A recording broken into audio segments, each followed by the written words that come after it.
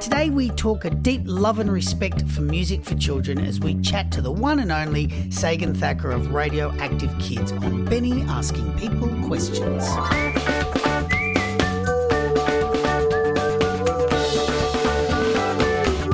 There are some people who dedicate their lives to creating meaningful, celebrating and empowering content for children. They make it their life's work to see that children are given the respect they deserve and have intrinsically earned. They are rare and they are a powerful people. But then there are a few, and they are a few, who dedicate their lives or time to empowering and celebrating those people, choosing to not be the focus, but rather focus on the ones who need our focus. It is rare, trust me, and today's guest is one of those rare people. Their radio show went from humble beginnings, and through tenacity, interest and a deep-seated love for the work created for our youngest, they have forged themselves as one of the world's greatest champions of music for children. They often ask the question, however, today we get the chance to ask them a few. I'm thrilled to be joined today all the way from Asheville, USA, the voice of Radioactive Kids, Sagan Thacker. Sagan, thanks for joining me today. Hello. How is it going over there in Australia? It's okay. It's all right. It's nice. The weather's good. We're I feel in a country like Australia, I don't have much of a leg to stand on if I'm going to complain, because it's pretty sweet. It's pretty good over here. Even our winters are still, begrudgingly we have to wear socks, so it's pretty good. Socks, huh? Yeah, exactly. No, I know. Normally it's like we can put on thongs or flip flops, and that about covers our feet for most weather patterns. But at the moment, there's a little bit of drizzle around, so we're forced to wearing shoes. Now, Sagan, first of all, I love this idea that our last names are so close, Thacker and Thatcher. I think that's great. Alone, this cross-continent thing, I think it's really great that we can share that. But I'm also just going to jump straight in the deep end with you, because I kind of, unlike most people, I'm not necessarily going to be talking about your music, obviously, but I want to talk about your heart and what it is that makes you really make what it is that makes this genre so empowering to you. So yeah, let's just jump in if you don't mind. Choosing to make a career out of children's content is usually wrapped around being a musician, and then you become a parent yourself. And alternatively, it's reserved for people like me, who are teachers, who have a kind of certain passion for the support and celebration of children in general. However, you're a bit of an anomaly, because you're neither of these things, yet you have dedicated your time to supporting the music, which in turn supports the children. What's the connection for you? Where does this passion lie for you about not only giving yourself to this medium, but rather giving yourself to lifting up the people in this art form? Well, so I am 22, almost 23, and I really grew up listening to really, really high quality, good kids music from local artists and artists from all over the US. And then I just kind of randomly connected with somebody who had the show before me. Yep.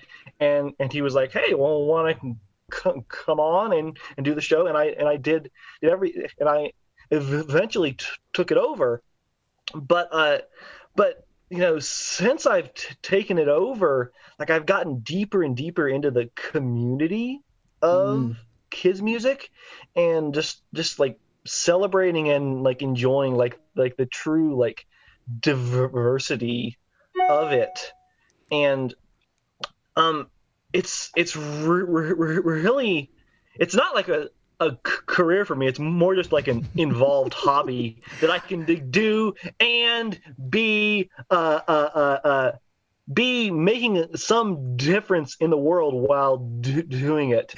And it's I was going to say, community radio is not a great plan for a career. I think there's only one job in the world.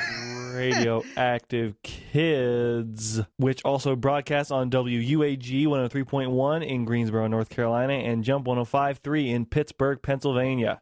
Radioactive Kids broadcast from the occupied lands of the Tuskegee people, also known as the Cherokee. I just want to touch on this idea that you said you grew up with a real. You were surrounded by a lot of diverse children's music in general. Now you were homeschooled. Mm-hmm. Who was doing that? Yes. I mean, because is that your? I mean, obviously it's your parents, but is it your father? Is it your mother? Is it how? Because traditionally, a lot of people are kind of sat in front of the television and you just hear what's on. But you've obviously been exposed to this greater thing. How did that come about? Who was it in your house that did that for you?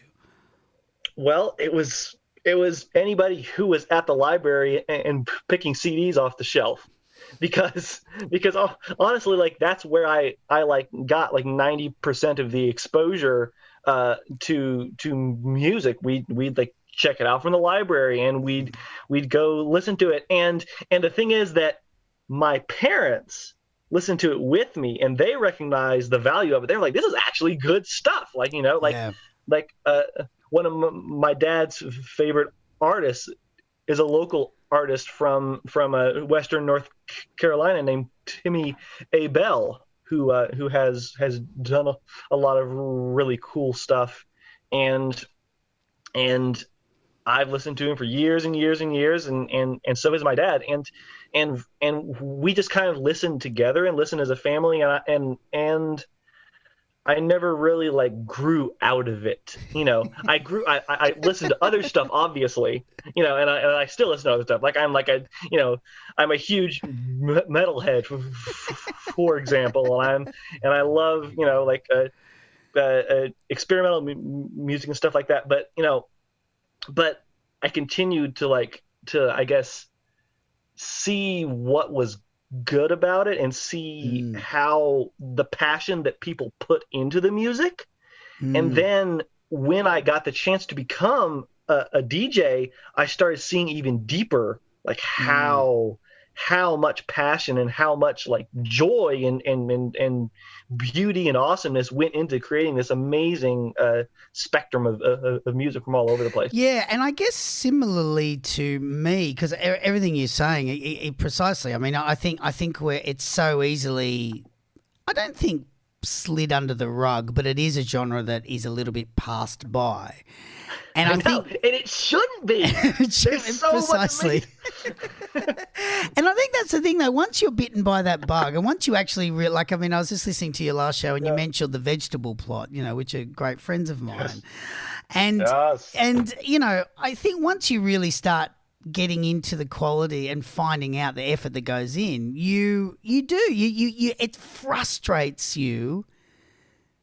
Frustrates me, and I'm assuming you're the same. You just go, you can't just pass this off as children's music. This is amazing. There's so much more to this. Mm-hmm. Is it? And has that love just grown from you as you've discovered more music, or was it always there from the word go? Oh, it's definitely grown. So. I'll give you an example. My show today is oh my gosh, approximately 50 times more diverse than it was when I first started doing the show. And that's partially because I've discovered more and more music from more and more different corners of the world. And I'm really getting an understanding of how much amazing music there is, the love for it, and the way that I appreciate it and think about it and care for the community of people who make it has really grown, and that's also grown as I do interviews with folks and talk to them and all sorts of amazing stuff like that, because I really it's like the best people are here. It's a very interesting, and that's kind of a general thing that everyone says. Every interview I ever do, everyone's always commenting, going, it's just everyone's so nice and supportive. And I guess that's one thing that's quite empowering for you and what you've created is, and I ask, how's it feel that you can sort of become a little bit absorbed in what's immediately around you and the things that are around you, depending on the job you're doing. But one thing about children's music and what you have really witnessed in full strength is it truly is international, and everybody's out for each other. Everyone's there to support each other. I mean, did you go, as I said in the introduction, going from your humble beginnings on the radio station and going, look, I'm interested in this. I mean, you really are, and this may be uncomfortable for you to hear, but you really are this world kind of connection now for all of us to kind of get our music to each other. And you're 22, and that's a big deal. That's a huge deal to be told that. But I mean, do you feel that kind of enormity in the people that are reaching out to you, or does it just still feel like everyone's next door and you could go and have a cup of tea with them if it ever came to it? I don't know. I feel like nearly everyone could be, I don't know, I don't want to say like simplify here, but like everyone's kind of on the same level, no matter what language they speak or where they're from. They're all really trying to do the same thing, like regardless of whether they're creating explicitly educational music for kids or like fun gross out songs for kids. They want kids to just feel empowered and enjoy music, and everybody really is friendly. Like I've only met like I think like one or two people, and they weren't even really that involved in the community who weren't very friendly, and everybody, and that's also partially evidenced by the amount of collaborations cross continent, like there was earlier this year when Mariano Pose a kids artist from Argentina released a collaboration with Mr. Roborelli from New Zealand, and I was actually like the person who encouraged him to talk to somebody from New Zealand for that, but whatever. I don't know. I'll take that. Thank you very much. Yeah, so stop. Sagan, take some credit. For the love of God, take some credit. You've earned it. You deserve it. No. Take some credit. Okay, look, for those of you at home that are just listening to the audio of this, they're actually covering their mouth at the moment in order to just to make sure no credit is taken. That is a brand new single by Brady Reimer and the Little Band That Could. I believe it's a cover version. Pretty darn good. That song was called Let's Make a Better World by Brady Reimer. But that's a really interesting point about your show, though, because I was listening to, I drop in regularly, and I was listening to one the other day, and what really stands out is you really just concentrate on back announcing. I mean, it really is not about you. It is about the music you get to present. And I think that's definitely. And I think that's really quite telling about you as a person, because it's an opportunity, particularly when I think children's music is becoming quite a heavy platform for saying things. And you have a really strong platform at the moment to say stuff. And you still choose to sit back and just go, no, this isn't about me. This isn't about my views. This is about the music I present. Do you have to keep yourself in check? Do you find yourself kind of going, oh, I'm just going to talk for 20 minutes about the state of the state of the guttering in my local council that needs to be fixed? I don't have stuff to talk about for 20 minutes. Oh, I beg to differ. I beg to differ. I'm gonna get it out of you now.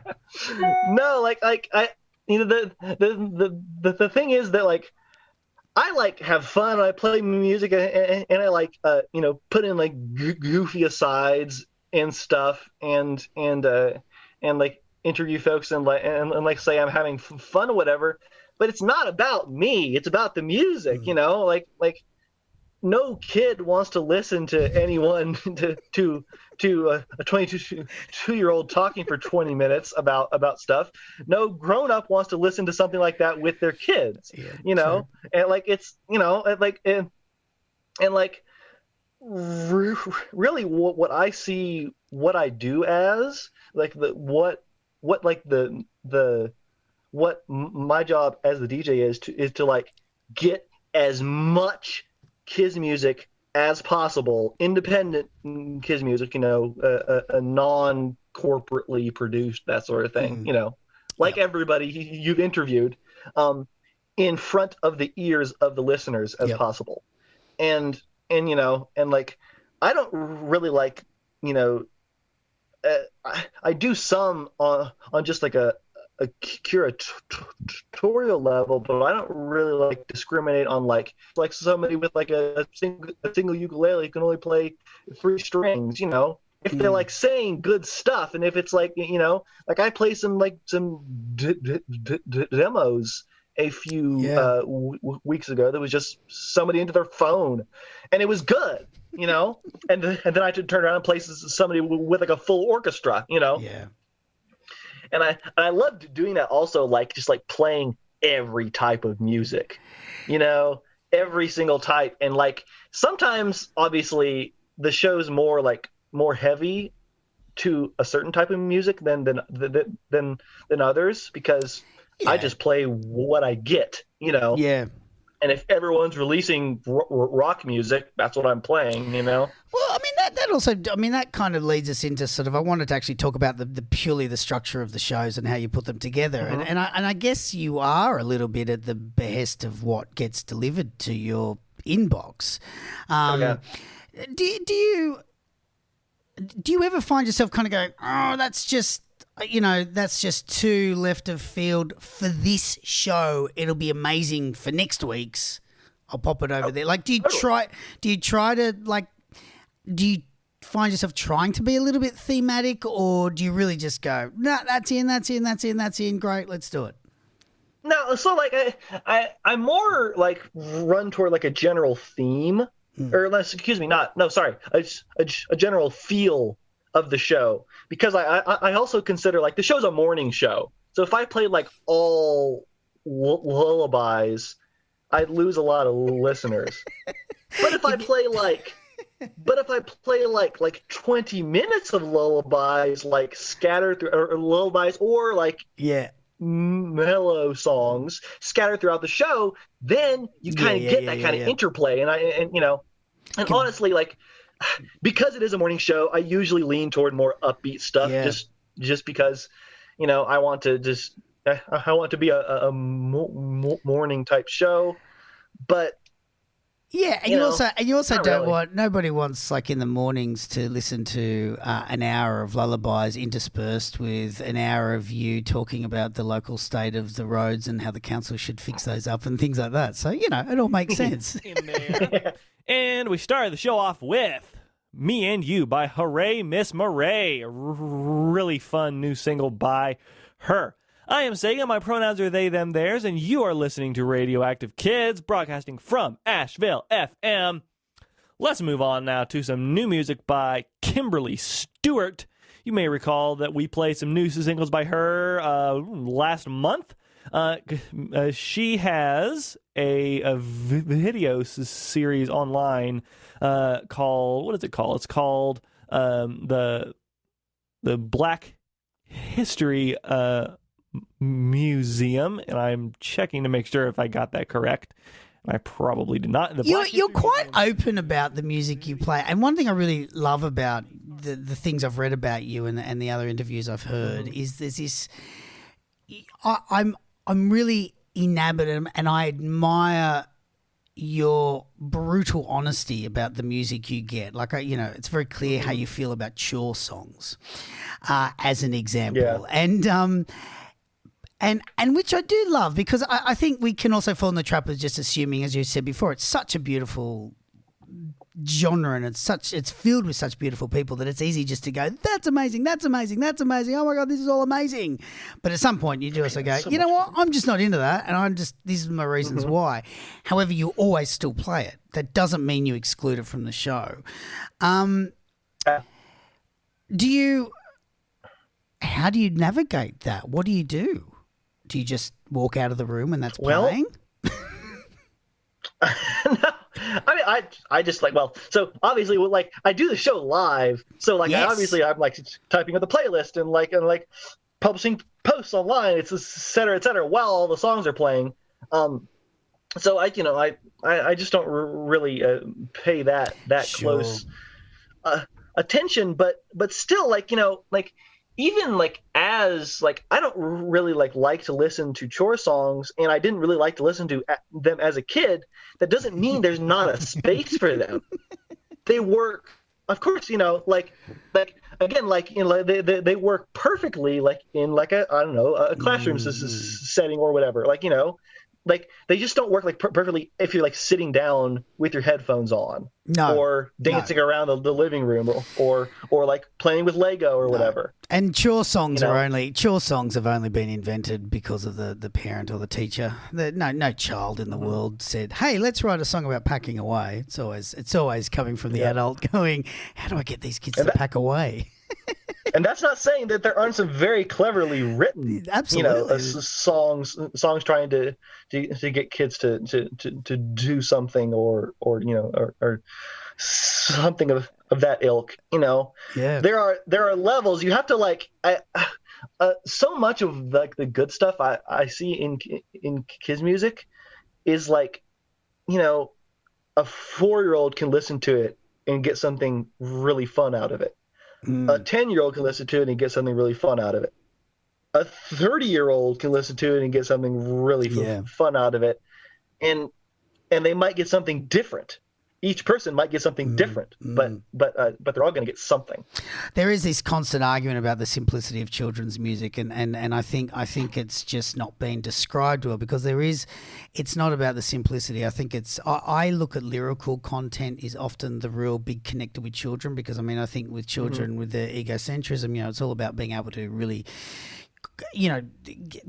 be able to speak to the child directly and be really able to connect with them on a sensibility that the child really responds to. Now, that doesn't mean the music has to be that way. I mean, you can take, The Doors, This Is the End, and just change the words over the top, and the music doesn't matter. Like the music, that a child will be able to understand any form of music, metal, classical, anything. I think but we misunderstand what simple or simplicity means, and I think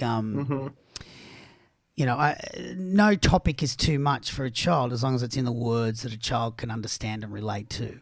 And, I think we often fall in this trap of saying it's too simple, and you're kind of going, well, it's not. The music's quite deeply complex. It's the lyrical and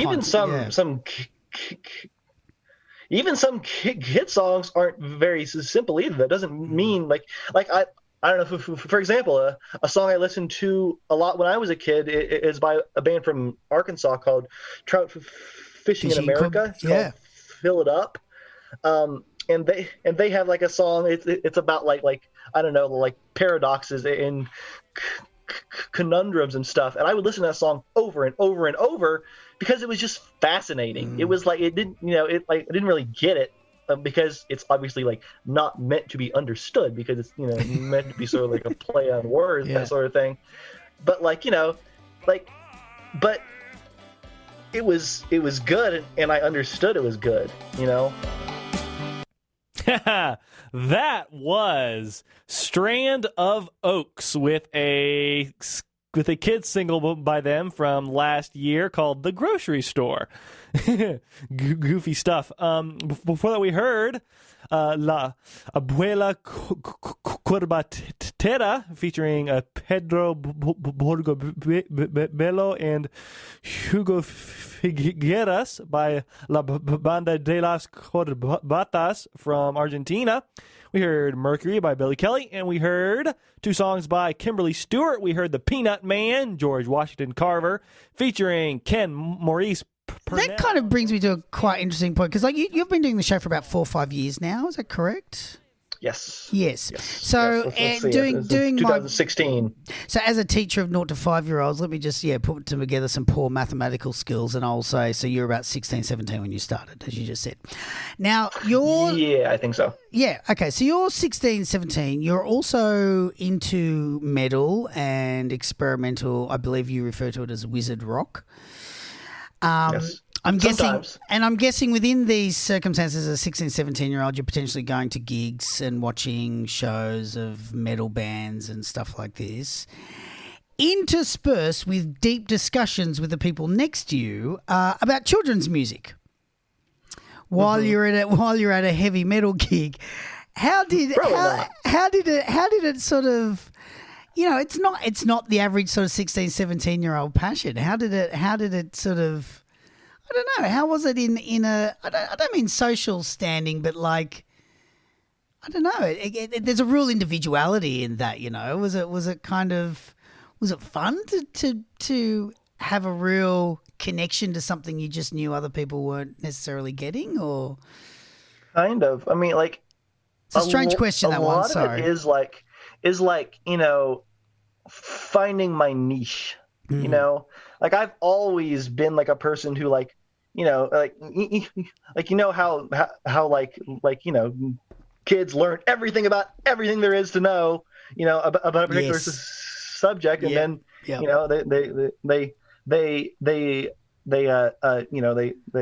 spout it to the world. I've always been that type of person. Yeah. Like I always like, I love learning everything there is to know about a subject. Like I'm also really into like experimental comics. And I ended up doing my darn senior thesis in college about underground feminist comics from like the 1970s and 80s, Yeah, right. because I just kept on learning more and more and more and more and more. Yeah. And the kids music thing, it's finding my niche. It's also finding like something that like won't let me get tired of it. If you know what I mean. I know exactly. Because there's always more to learn. Yeah, there's always there's always more to do and more to be involved, and it's really fun, and it's really great to just learn more and more. Absolutely. And I think whenever you become enthralled or a little bit enamored by, and I use the term subculture lightly because I don't think it's entirely fair, but like, with the underground cartoons and comic books, and also, with the children's music, because it's not so predominantly celebrated, once you get into that world, you just, you find yourself going, this is enormous. And I mean, even with the podcasts, I'm finding, I was really excited when I sort of did my first American interview. And it was Casper Babypants, of all people, had I known at the time that the heights I'd hit so early on. He's so great. Yeah, amazing. And but now it's like, I'm just tapping into, I've just started interviewing everyone in New Zealand, and it's just endless, and it's just this beautiful thing. I've just tapped into Canada, so and much it's music from New Zealand. Endless music in Canada, and then I put up the post the other day in the US on the KindyCom saying, hey, if anyone wants to be, just woke up the next morning with about 50 emails and just went, I haven't even heard of any of these people. And which was... Argentina and Chile also have humongous kid scenes. Germany, gigantic kid scene. Whereas, obviously Australia does. And like a lot of like, I found like one artist from Argentina, and I was like, ooh, this artist, ooh, what's this artist? And this like, it kind of just spiraled from there, and I found like 20 different artists from Argentina who had like never been played in the US, and I was like, how do these people not know about everyone? Yes, I thoroughly agree, as long as you're being safe and wearing a mask, of course. That was a new single by Sean McCullough from Knoxville, Tennessee, song called Tales of Tales. Really excellent stuff from him. Before that, we heard Earth by Billy Kelly from the Planetary Promenade Nod. we are sprinkling those throughout the show because it's fun. And again, it goes back to that community. I mean, I think one of the things that struck me is whenever I sort of dip my toe into another country, by the end of the first interview, that there's another 20 names that they've sort of talked about that I should get in touch with, and it goes back to that collaboration that you're saying, you know, particularly in a country like New Zealand, like the collaboration that goes on in that country really stands out. They have a beautifully supportive system over there that supports their children's music and things like that, which is really, you know, and it shows. It really shows in the content they make. From that support perspective, I mean, you're someone who's been quite heavily involved in watching the scene for 4 years, and even that, you know, it doesn't even feel like you've had the chance to watch the scene. You're just diving deeper into the scene that already exists. Mm-hmm. But have you seen? Because there's obviously there's been, particularly in the popularity stakes and the things that are popular, there's a huge shift in the content that's being made in terms of there's a lot of message. I think there's a lot of, I don't know if it's pressure, but people feel a sense that they need to. I think particularly in these times, it's very strange times, particularly in your country. It's a very, when I say your country, on your portion of the world that you live on. And has it changed? Have you noticed the content that's coming to you different? I mean, do you find people having more to say because we're now understanding that children can hear this and it's okay to share this with children, or is it still pretty much the same as it was 5 years ago? So 2 answers to that question. One, I'm getting a lot more music in general than I was like for 5 years ago. But I have noticed that thematically there seems to be like more political content in kids music today, and that's not to say that that's a new phenomenon. There's always been political kids music, and I think there are more artists who are just doing that today out of their own convictions. But there are really just more people doing more different types of things, and I wouldn't say that it's like leaning toward a particular, you know, message, or there are more people trying to like put a particular message in their songs. I don't know. It's hard to say. Maybe make it simple. Have you had anything that's come across that you've just gone, you know what, I just can't. It's not about the quality. This is just a thing I just don't feel in my heart I can really support and put out there. And you don't have to use names, but has that ever happened? Have you actually come across something you just went, I can't bring myself to actually put this on the show?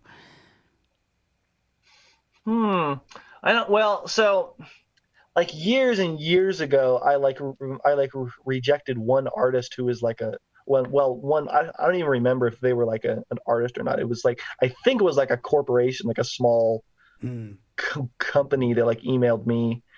But honestly, that was like so long ago that I don't know. I don't remember anything about them. I don't remember anything about their music, and I don't remember anything about whether I would like think the same way today. Yeah.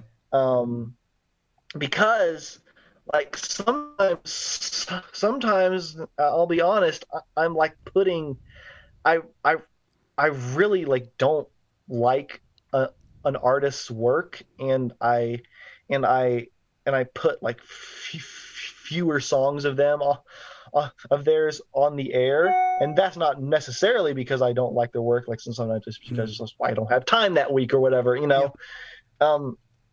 But like, you know, like I figure even for an artist I don't like, 5 minutes out of 2 hours, come on. It's not really that big. It's not really that bad. Yes. Put it that way. Yes, fair enough.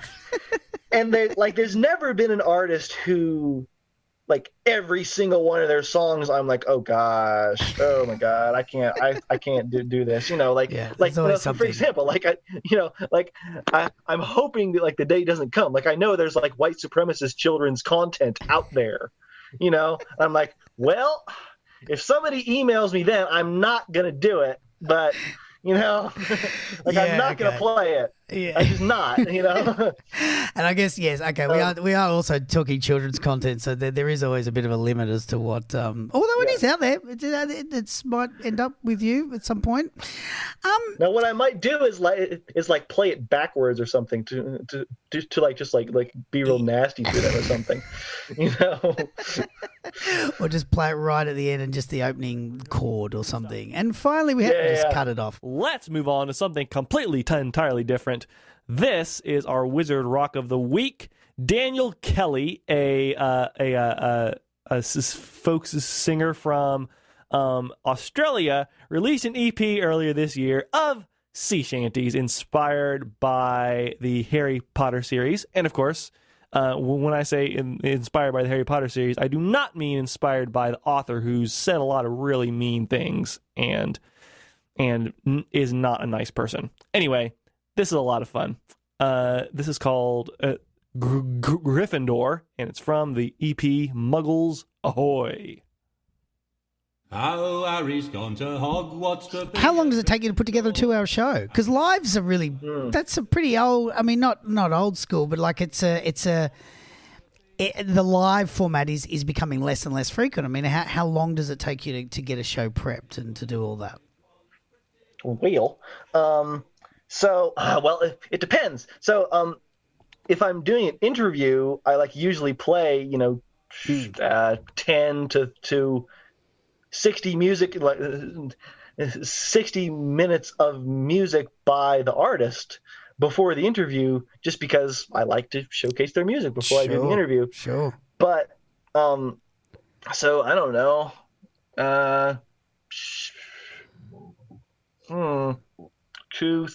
Maybe 4 hours, but that's not counting the actual listening to the music, because I just do that while doing chores or whatever, or just doing homework or driving or something. Sorry, mate, go on. Yep. But it usually takes longer when I don't have an interview, and I've purposely cut back on interviews because I have an insane amount of new music right now. It's bonkers. If I get a new song today, I likely will not be able to play it until June. Wow. It's that much, Because 2 hours of songs that are roughly averaging around 2.5-3 minutes. I mean, what? How many? I mean, we're talking 30 songs a show, 25, 30. Yeah, 30 to 40 on average. Also my format is such that it makes it slightly easier for me to pick, because I usually play if I have an album or an EP, I play 2 to 3 songs from that EP. And obviously I get lots of singles as well. Yeah. I just play those, but I don't play one thing from every release. I usually play a set of songs from each release. That's incredible. If you're looking at 30, 40 songs a week and you're getting enough content, and I'm assuming it's being sent to you, that's an enormous. I mean, that really is an enormous amount of content. That if you're looking at 30, 40 new tracks, potentially new tracks a week, let's say 80% of those are completely fresh out of the box. Probably. I'm only playing 3 old songs on this week's show. Yeah. 38 songs or so. And you've got a backlog of potentially a couple of months worth up your sleeve. That really is actually an extraordinary amount. 2 things strike me about that. That's an extraordinary amount of content that's being sent to you, but also the fact that people value what you do so much that they're going to you. Do you know what I mean? I think there's a big difference between you having a children's program and having to go, okay, I've got to go find 2 hours worth of content this week. And everyone would be willing to give it to you. There's no question, but you have to go and search. Whereas you're in this position now where people are sending you this stuff, which sort of says to me which I guess is my question, is what you do and what you're providing is such a desperately valued, needed, and celebrated thing in this industry. I mean, do you feel that? I mean, do you when you're sitting there every Saturday going, "Hey, here's a song about stuff." I mean, are you aware? Like, is and I don't think weight is the right word, because I don't think, as you said before, I don't think it's pressure. I think it's just there's just a lot of love. There is a lot of love for you in this community, and do you feel that, or are you on your own, sitting in a studio, checking emails and stuff? I mean, or do you get the sense of just going, wow, there's a real value and need for what I do? I mean, well, it depends, because sometimes, I don't I receive very little feedback for a show, and and sometimes I do. It's just, like it depends. Like I know people listen. That's nice. Sorry, y'all. That was another song from Billy Kelly's Planetary Promenade EP. Really weird and goofy stuff from him. Before that, we heard The Mystery Baby, a bedtime song by The Mystery Baby featuring Phyllis Lizay. We heard a request for Puyo Mano Pato by Mike Furman. That is for Cassidy and not Nigel. Thank you so much for requesting that. We also heard... Yeah, but I really like...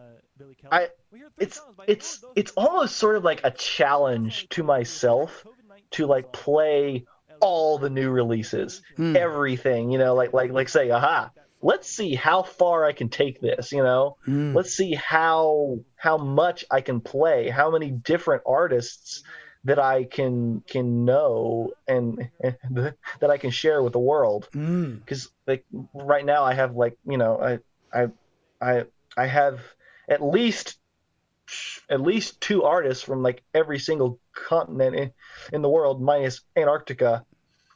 Although I really need some more music from Asia. From Antarctica. I'm having a really hard time.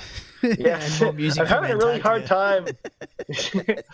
Honestly, I wouldn't be surprised if like some like a scientist, came out with a kids album. Like that would not surprise me. Absolutely, That'd and be awesome. I suspect they've got a lot of time in their hands, sitting around waiting for the door to defrost and be able to open. So, yes, I would be very surprised if there's not at least some level of poetry going on for children. So, look, I know you're studying to be a librarian, and you've also studied other things, and you've got this, you have alternate plans for your life. How do you feel at the prospect that it might just be written for you now, that this children's music thing is just now going to... Because I also wanted to bring up this... Once again, I touch on this whole idea that it's a very solitary thing. It's incredibly communal, but it's very communal online. But as a personal... As just a personal physical thing, it's very solitary. It's a very solitary thing what you do, because it's not every front door is into the same thing that you're into. So what does awards like things like the Pass It On Award, which I believe is from the Children's Music Network, I mean that's bringing in, or I guess it's showing you that you are much more valued in this wider community than perhaps you first realised. But does it then make you sort of go, I'm now sort of doing this thing that's really important? If I do eventually get a job as a librarian, what do I do? I don't know.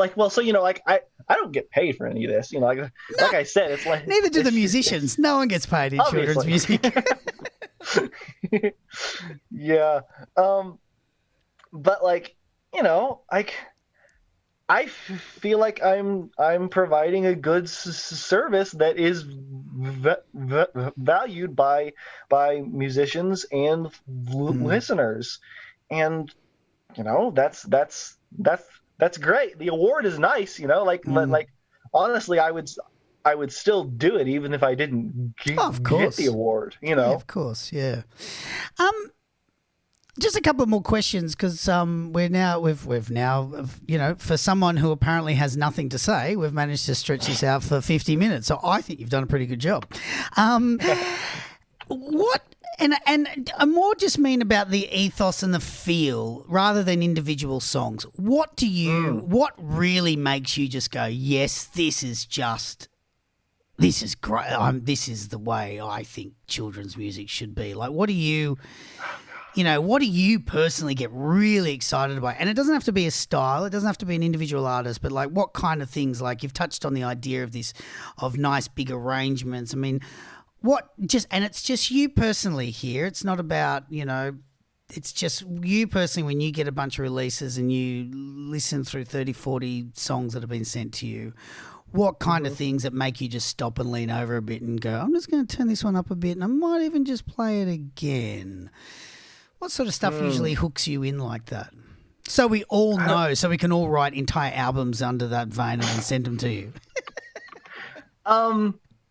I don't know, really clever songwriting with ideas I haven't heard before, or like just like ways of approaching things that I haven't heard before. Like like it can be in like a completely whimsical way or in like a very serious way, Like I like just oh gosh, I like and by songwriting I'm also including the music in that, musically or lyrically or everything. Just oh gosh, I'm struggling to find the words. It's really like a kind of just like it when you hear it, it's a type thing. If I may jump in, I think I might have a bit of an inkling of what you're trying to get at. It feels like, because it also fits in with everything you do, your support for the quality of music and the make sure that this genre gets supported. It feels like at the heart of it for you, it really comes down to who's just being really respectful to the children that are listening to this. And if I may be so bold as to speak on behalf of your brain, it's almost like for you, it's like when you hear that somebody has really taken the time to create something really special and have put the effort into creating something for children, it ceases to necessarily be about the quality of the music. It's actually about the fact that you go, the intention behind this is very real, it's very respectful, and it's really well thought out for the children that don't normally get given that kind of respect. Does that sound about right? Yeah. Does that work? I think so, and I would also put respectful towards not only children but all ages too. Yeah. Because it's not something that is just for any one age, and I try to embody that, and like the quality of the music makes it really easy for me to play all sorts of stuff that can be appreciated by any age in multiple contexts. But like just like a like real effort being, it's usually pretty clear when somebody's just like dashed off a song and they don't really care, and it's usually pretty clear even if it's like a really like lo-fi recording into their phone or whatever, when somebody really cares about it. That was a brand new anti-racist single by The Tallest Kid in the Room, song called Say Something, Do Something, that was written in January. Before that, hope you enjoyed that. Before that, we heard 3 songs by La Front. My French pronunciation is going to be terrible. Okay. From their album Chansons débiles pour enfants intelligents. So, just the last question is, as a 22-year-old, what makes you such an expert on what kids love? Do you just, is it just you've always loved it? And, do you get feedback from the shows? Like, do children tell you that they love the selections and things like that? So sometimes I get people requesting songs like, oh, I like this one.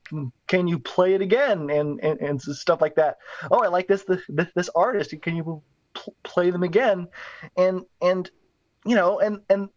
my job, like, like I like fully imagine sometimes like the throughout the 2 hours, the kid will like drift away and then come back, or like the adult will drift away and then come back. Like, like the show has to contain something for everyone, but like not every single bit of it has to be for everyone. If you know what I mean. Like, totally. And I guess that's the thing. You leave it up to the artist to know what they're doing. Your as you said, your job is to just go, hey, I'm going to give you this platform and give you the chance to shine. Sagan, it's a real pleasure to speak with you. And I sort of did really mean what I said at the top. It is one of those industries that it's rare enough that somebody wants to make their life about creating content for children, because it's actually not easy. I think a lot of people really misunderstand that it's really not an easy genre to make a career out of. It's very hard, and it's very specific, and you really need to have a lot of passion and love behind what you do. But I think it's a whole different person.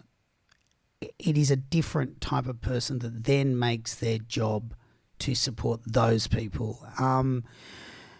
What you do is enormously important, whether you feel it or not, and whether you are thinking about making this your whole life, or at some point, finally going and being able to arrange the CDs in your own private library so that they're all categorized. Your library will have the most. They actually are. Yeah.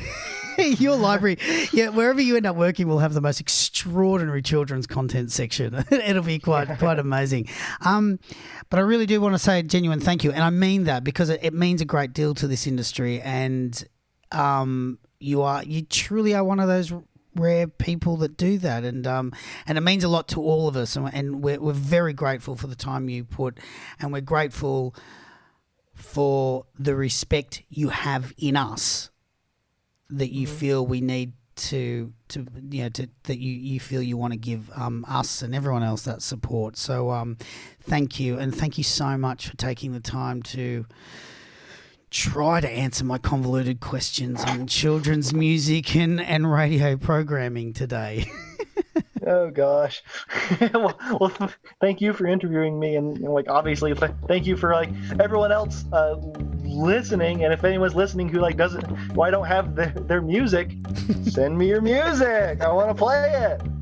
If you'd like to listen to Sagan's show, then head along to www.ashevillefm.org/show/radio-active-kids. And you can also find them and Radioactive Kids on Facebook and Instagram. And of course, for more Benny Time goodness, head along to www.bennytime.com. Thanks for listening to me, Benny, asking Sagan questions.